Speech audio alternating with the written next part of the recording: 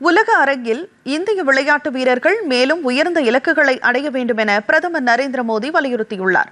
புதுதில்லியில் நடைபெற்ற தேசிய ஜனநாயக கூட்டணி கூட்டத்தில் பேசிய அவர், இளம் விளையாட்டு வீரர்களின் சாதனைகள் மற்றும் இந்தியாவில் விளையாட்டுத் துறையின் விரைவான வளர்ச்சி ஆகியவற்றை சுட்டிக்காட்டியதுடன் உலக அரங்கில் இன்னும் உயர்ந்த இலக்குகளை அடைய வேண்டியதன் அவசியத்தையும் வலியுறுத்தினார். விளையாட்டுத் துறையில் இந்திய இளைஞர்கள் மிக சிறப்பாக செயல்பட்டு வருவதாகவும் அவர்களின் செயல்திறன் நாளுக்கு நாள் மேம்பட்டு வருவதாகவும் பிரதமர் குறிப்பிட்டார். தொழில்முறை விளையாட்டுக்கான ஒரு முக்கிய மையமாக இந்தியா உருவெடுத்து வருவதை சுட்டிக்காட்டிய பிரதமர், விளையாட்டு உலகில் நாட்டின் நிலை தொடர்ந்து உயரும் என்ற நம்பிக்கையை வெளிப்படுத்தினார்.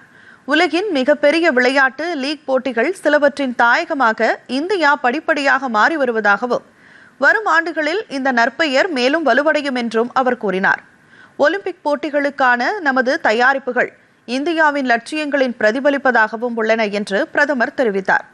துணிச்சலான அணுகுமுறையின் அவசியத்தை வலியுறுத்திய பிரதமர் மோடி, விளையாட்டு வீரர்களும் இத்துறையை சார்ந்தவர்களும் பெரிய கனவுகளை காணவும் வெற்றியை அடைய அயராது உழைக்கவும் கேட்டுக்கொண்டார்.